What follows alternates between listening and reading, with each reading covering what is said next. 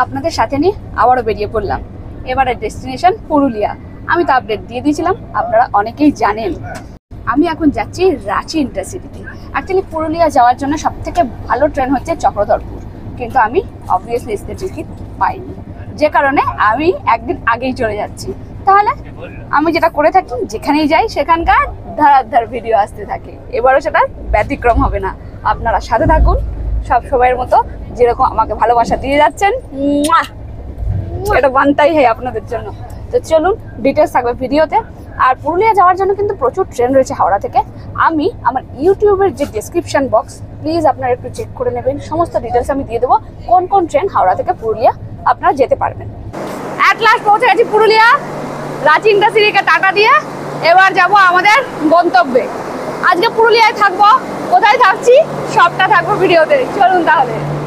আমি এখন 1 নম্বর প্ল্যাটফর্ম থেকে বেরিয়ে এলাম, আর আমার পেছনে দেখতেই পাচ্ছেন পুরুলিয়া স্টেশনটা ওপাশে কাজ হচ্ছে। স্টেশন থেকে নেমে আমি চলে এসেছি হোটেল আকাশে। আমি কোথায় থাকছি সেটা তো আপনাদের ইনফরমেশন দিতেই হবে। তো পুরুলিয়ার একটা ফেমাস হোটেল এটা বলা যেতে পারে, হোটেল আকাশ। চলুন, বাইরে থেকে দেখে নিলেন, ভেতরে যাই। ট্যারিফ কত সেটা বলবো, অ্যাড্রেস বলবো। কাম।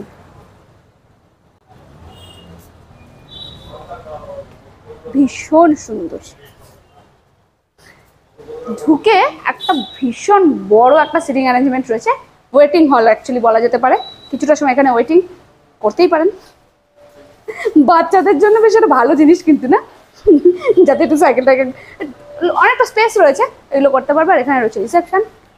আমি নাম্বার দিয়ে দেবো, কীভাবে বুকিং করতে হয় সেটাও বলে দেবো। আচ্ছা, রিসেপশন থেকে ঢুকে এসে এপাশে রেস্টুরেন্ট, নিচেই গ্রাউন্ড ফ্লোরে এখানে লিফটের ব্যবস্থা রয়েছে। কী কী ব্যবস্থা রয়েছে বলছি। ফ্রি ওয়াইফাই রয়েছে। আর আমি সিঁড়িতেই উঠছি, তার কারণ ফার্স্ট ফ্লোরে তো, আর সিঁড়িগুলো ভীষণ, স্টেপগুলো ছোটো ছোটো, মানে উঠতে কিছু প্রবলেম হবে না। আর যদি বয়স্ক মানুষ সাথে থাকেন তাহলে তো লিফট ফ্যাসিলিটি থাকলে।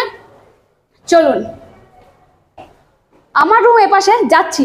তার আগে একটা ভালো জিনিস আপনাদের সঙ্গে শেয়ার করি। আসুন,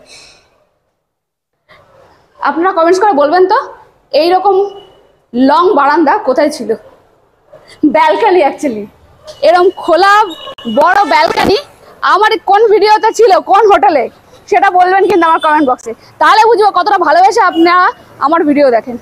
আর এখানটা থেকে দেখুন, পুরো দেখতে পাচ্ছেন সামনে যে লাল বিল্ডিংটা আপনারা দেখতে পাচ্ছেন, ওটা কিন্তু এখানকার কোর্ট। আচ্ছা, এই যে রোডটা দেখতে পাচ্ছেন, এই ডান দিকে চলে যাচ্ছে টাটা। সে কারণে অনেকে এটাকে টাটা রোড বলে থাকেন। এটা অ্যাকচুয়ালি বিটি সরকার রোড। আপনাদের এত কিছুর দরকার নেই। স্টেশনে জাস্ট বলবেন হোটেল আকাশে যাব, যে কোনো টোটো ইজিলি আপনাকে পৌঁছে দেবে। আর তার জন্য 20 টাকা মাত্র ভাড়া লাগবে। আর একটা কথা বলে দিই আপনাদের, খুব ভালো ইনফরমেশন আমার মনে হচ্ছে আপনাদের দেওয়া দরকার। স্টেশনে নেমে যদি মনে করেন আপনারা পুরুলিয়া স্টে করবেন, সেক্ষেত্রে ইন্ডিভিজুয়ালি মানে বুক করে রিজার্ভ করবেন না, টোটো শেয়ারে আসবেন। আপনি যখন রিজার্ভ করবেন ওরা বোকা বানাবে, একটু কনসিয়াস হয়ে তো চলবেন। চলুন, ছোট্ট ইনফরমেশন আমার মনে হলো যে দেওয়ার দরকার আছে। আমি চাই না, আমাকে অনেকে কমেন্টস করছেন, দিদি তুমি ভিডিওতে এমনভাবে বানাও যাতে আমরা কোথাও গিফট না ঠকি। তো সে কথাটা আমার মাথায় রয়েছে, আমি ঠকবো না, আপনাদেরও ঠকতে দেবো না। এই 109 বং লাইফের, চলুন বং লাইফের ছোট মিনি ব্লগার ভেতরে। কম। ওয়াও, সত্যি বলছি রুমটা আমার ভীষণ পছন্দ হয়েছে। খুব বড় নয়, ছোট্টর মধ্যে, কিন্তু ভীষণ ভালো লেগেছে। বাঁ দিকে রয়েছে বেড, ভালোই ঠিকঠাক সাইজ আর কি, মানে স্বামী স্ত্রী বাচ্চা নিয়ে ঠিকঠাক, বা কাপেলদের জন্য ঠিক আছে। কম্বল আছে, বালিশ রয়েছে। বালিশ আমরা একটা বললাম এক্সট্রা দিতে, আমরা যেহেতু 3 জন রয়েছি সেই কারণে। আর এখানে একটা ওয়ার্ড্রোব রয়েছে, ওই যে হ্যাঙ্গার ট্যাঙ্গার রয়েছে যেমন থাকে। আর এই পাশে রয়েছে দুটো চেয়ার, আর একটা টি টেবিল রয়েছে। আর এখানে মিরর রয়েছে, টিভি রয়েছে, একটা ক্যাবিনেট মতো করে দেওয়া রয়েছে, ওখানটাতে অনেক কিছু জিনিস রাখা যাবে আর কি। আর এখানে এসি রয়েছে, ফ্যান রয়েছে। এবার ওয়াশরুম, যেটা মেন পার্ট হোটেলের। আমি মনে করি যে হোটেলের মেন পার্ট হচ্ছে ভাই ওয়াশরুম, সোজা কথা। এই হচ্ছে ওয়াশরুম। আর ঠিকঠাকই রয়েছে, দেখুন নিট অ্যান্ড ক্লিনই রয়েছে, নিচটা ক্লিনই রয়েছে। এখানে বেসিন রয়েছে, এখানে একটা বড় মিরর রয়েছে। আগে একটু এরকম করে বসে নি, মেয়ে ফোন দেখতে ব্যস্ত হয়ে গেছে। এবার মূল কথা, মানে ট্যারিফ কত আর কি। এখানে এই আকাশ হোটেলে কিন্তু প্রচুর ক্যাটাগরি রুম রয়েছে। এখানে নন এসি রুম শুরু হচ্ছে 850 টাকা থেকে।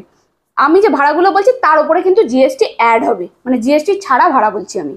আর আমার এই রুমটা ভাড়া পড়েছে 1200 টাকা, তার উপর জিএসটি। আর যেটা এখানে মাস্ট সেটা হচ্ছে আধার কার্ড, মানে আপনি যতজন আসবেন ততজনেরই আধার কার্ড লাগবে, বাচ্চা বাদে। আর একটা ইনফরমেশন অনেকেই বলেন, তো বলি যে এখানে অনলাইনের ফেসিলিটি রয়েছে, মানে আপনি এখানে স্পটে এসেও বুকিং করতে পারবেন।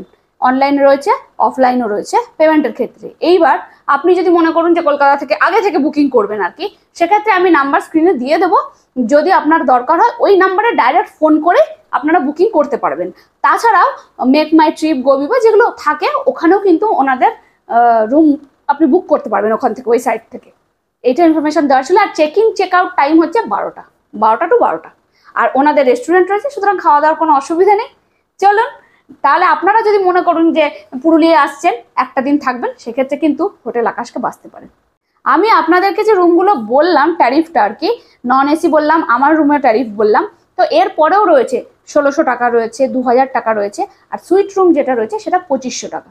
তার উপরে সবটাই জিএসটি বসবে আর কি, তারপরে রেটটা যেটা হবে। তো আপনারা পুরুলিয়ায় আসলে একটা দিন যদি মনে করেন যে পুরুলিয়া শহরের ওপর থাকবো, তাহলে থাকতেই পারেন। আমাকে অনেকে বলেছেন দিদি এমন কিছু একটা হোটেল দিন যেটা মানে ঠিকঠাক। তো 1200 টাকায় একটা এসি রুম একদমই ঠিক আছে। আর আমি তো শুধু রাতটুকু থাকবো, কালকে তো আবার বেরিয়ে যাবো সকালবেলা। তো আমার মনে হয়েছে এটা একদম পারফেক্ট। আগে ভেবেছিলাম ঘরে বসে খাবো, তারপরে দেখলাম না, যখন রেস্টুরেন্ট আছে রেস্টুরেন্টে বসেই খাই। আর একজন খিদের চোটে অবস্থা খারাপ আর কি, কাহিল হয়ে গেছে। আমি না জানি না কেন মাম এক এক সময় বলে উপরে খাবো, এক এক সময় বলে নিচে খাবো, এক এক সময় বলে নিচে খাবো, এক এক সময় বলে উপরে খাবো। আমার মাথাতেই পুরো ঘুরে যায়। এটা একটা কারণ আছে, রেস্টুরেন্টটা খুব সুন্দর করে সাজানো গোছানো। তাই বলে একবার উপরে খাবো তো ক্লিয়ারলি ঠিক করে বলো। ওই জন্য ভাবলাম যে তাহলে নিচে গিয়ে খাই রেস্টুরেন্টে। বলো কথাটা। হ্যাঁ, ওকে বলেছিলাম। তো যেটা আমরা রাতে নিয়েছি, এখানে আছে ভেজ ফ্রাইড রাইস, এখানে আছে গ্রিন স্যালাড, আর ওখানে আছে মাটন কষা। তো দামগুলো বলে দিই, এটা হচ্ছে 160 নিয়েছে ভেজ ফ্রাইড রাইস, আর এটা 80 টাকা স্যালাড, গ্রিন স্যালাড যেটা। আর এটা রয়েছে মাটন কষা, 4 পিসের মাটন কষা 280। আর পরে আবার কোল্ড ড্রিঙ্কস আসছে। এখন এটা খাওয়া দাওয়া শুরু করি, চল 7টা সব সবই গরম গরম। এখানে কিন্তু একটুখানি সময় লাগে, হ্যাঁ 15-20 মিনিট একটুখানি আপনাকে ওয়েট করতে হবে, ওনারা বানিয়ে দেবেন গরম গরম। দেখুন মেয়ে এতটাই ক্ষুধার্ত, শুরু করে দিয়েছে খেতে। সব মাটন দেবো, 4 পিসের মাটন। ওকে তো গ্রেভি বেশি দেবো না, কারণ ও খাবে না, আমি 1 পিস নেব। মেয়ে মোটেই রুটি খেতে চায় না, জানেন তো। ভেবেছিলাম একটু রুটি বা কিছু জাতীয় কিছু তন্দুরি নিয়ে নেবো, খাবো। তো মেয়ে একদমই পছন্দ করে না। আচ্ছা, এখানে ছোট ছোট 5 পিস দিয়েছে, আমাকে বেশি দিয়েছে। হ্যাঁ, আবার আপনারা কমেন্টস করবেন যে আমি ব্লগ করছি বলে ফ্রিতে খাচ্ছি, আমাকে বেশি দিয়েছে। তো গম নেই তো, একটু ফ্যাসিলিটি থাকে, এটা মানতেই হয়, কিন্তু আপনারা ট্রাই করতে পারেন। হ্যাঁ এবার ট্রাই করতে পারেন, দারুণ। আপনারাও ব্লগিং শুরু করুন, ভীষণ ভালো, আপনারাও পেয়ে যাবেন। কি না? হ্যাঁ ঠিক বলেছে কিন্তু। এই টেস্টটা দেখ কেমন। আচ্ছা তুমি আগে ফ্রাইড রাইসটা ভালো, তুমি এটা বলো চিকেন মাটনটা কি গরম? তুমি এখন একটুখানি রাইস খাও। ফ্রাইড রাইস সম্পর্কে যেটা বলা রয়েছে, খেতে না আপনারা কিন্তু অনেকদিন পরে শুনছেন কথাটা, না? এবার কি হয়েছে ভাবেন না যে আমি ভুলে গেছি, ঠিক আছে মনে আছে আমার। ফ্রাইড রাইসের যে ভেজ ফ্রাইড রাইস, তো যে ভেজিস গুলো দেওয়া রয়েছে, বিনস রয়েছে, এখানে স্প্রিং অনিয়ন রয়েছে, হ্যাঁ মটরশুঁটি রয়েছে, গাজর রয়েছে, তো সেগুলো কিন্তু ভীষণ ক্রাঞ্চি। যে অনেকটা আগে ইয়ে করা এরকম না, এটা একটু শর্টে করে দিয়েছে, বেশ ক্রাঞ্চি মুখে পড়ছে আর কি, ফিল করা যাচ্ছে। বেশ ভালো লেগেছে আমার, আমি আরেকবার খাবো শুধু, তারপর গ্রেভি দিয়ে খাওয়া।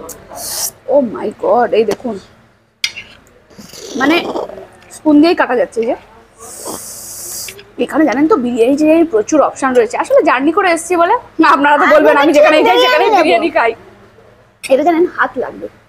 এই দেখুন